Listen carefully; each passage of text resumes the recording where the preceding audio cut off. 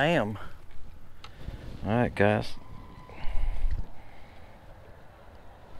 Let me get this hook out. I get it on me.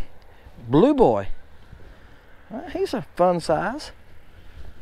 He's probably pushing 9. I don't think he's 9. He's probably 8 7/8.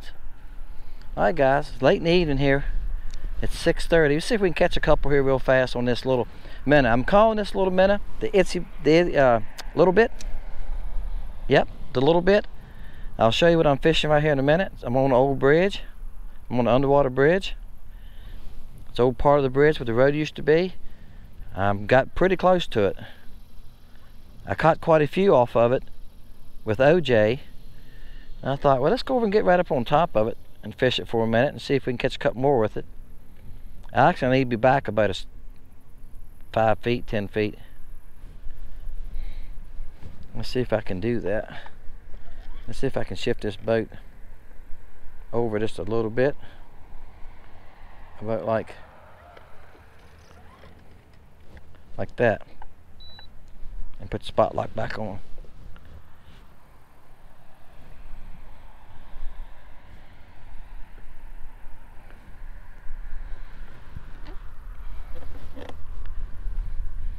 Alright, now looks like it's falling down where they're at now. Yep. I was a little too close to them. A little too close to them. And this was what I was telling y'all earlier. You get in deeper water, guys. I'm in 16 foot. As this water cools, these fish will start moving to shallow water. But right now in this lake, the water is 80. It was 86. I'd have cooled it down, but they still hang in deep water. Okay, they are still hanging deep water. I don't even see my bait. I'm watching the fish, guys. That's how I usually find my bait, is by, and this jig, it don't weigh a thing. I can shorten this a lot, and that would help some. This is, I don't know what size it is. It's one that Jesse sent me. He probably can tell you. I think it's probably a one. I don't know what size of them old pours. 1/64th maybe. Might be a 1/80th. I don't think I'm even close to them. I don't see them moving. All right, let me get it back down there where they're at, guys. Yeah, I'm wasn't close to them. I'm gonna tell you something about crappie. If catching them, I was just talking to somebody on the bank today. When I come in loaded this morning, there's a guy there asked me about catching crappie and how I'm catching them, whatever. And here's what I told him the secret is: you got to find them. You got to find some. Then you got to put the bait in front of them. You can't cast 3 foot from them. Sometimes they'll come 3 foot and get it. Sometimes they won't. I'm saying 50% of the time, if you don't get it within a foot from them, they don't care. They don't want to leave that protection of that school a lot of times, or that cover. There's stripers running around here. I just caught a big catfish that was probably, he wasn't a monster, 5 pounds. I see a big fish swimming by here once in a while. So they don't want to leave that protection of the school or the cover to go too far. So if you get it in their face, it's about the only way you can catch them. I don't even see my bait. There's one. I didn't know where my bait was. I didn't see them moving. All right. Bam. All right, there's 3 times I went down, 3 times I come back with a fish. This little itsy bit. I'll tell you one thing, Jesse, that little hook.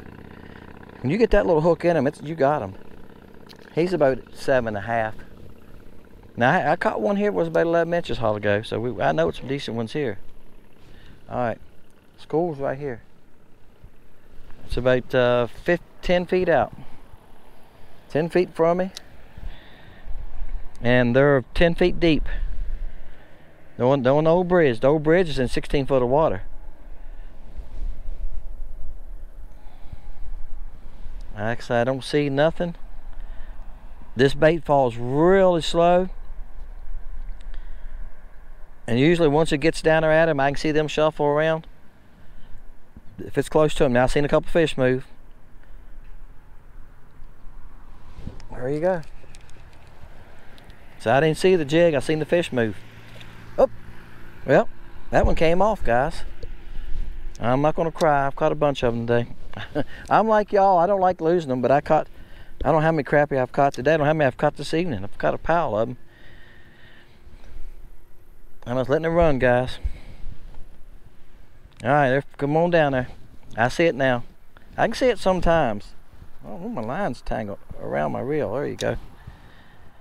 All right, stand there where they at. I see them moving. Buddy, you can't have it. I think the first the first one that came by grabbed it. Oh boy.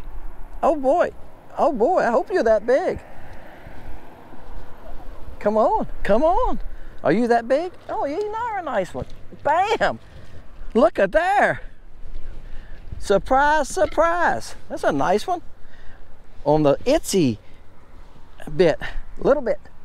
I was gonna call it an itsy bit, and I still keep on. It's a little bit. There you go. That's a nice one, guys. Look how big that bait is to him. That's nothing. Old blue boy. All right, guys. He probably ain't 12 inches. How about he's right at it? All right. I like that. Bam. All right. Well, I keep mentioning Jody's name, and y'all probably going like, who? But Jody's a small bait fisherman. He fishes for crappie and panfish. That's about all he fishes for. And he kept saying, Dennis, get some smaller molds. And he's one of the reasons I bought the Tweety Bird. But the Tweety Bird has more body, okay? This bait don't have a lot of body. But it don't seem to make a difference, does it? Because they like it, and that's the main thing. He was saying, you need to get a smaller minnow. And all the guys, they make it in a 1 inch, 1.5 inches, 2 1 1/4. You know, I got the 2 1/4, right? And the 2 1/4 fluke works fine. I catch a lot of nice fish on that. So I thought the 1 inch probably be a little small. And I'm glad I didn't get the 1 inch, because this bait is small. But don't let it fool you. As you can see, it's a sleeper. It's catching them.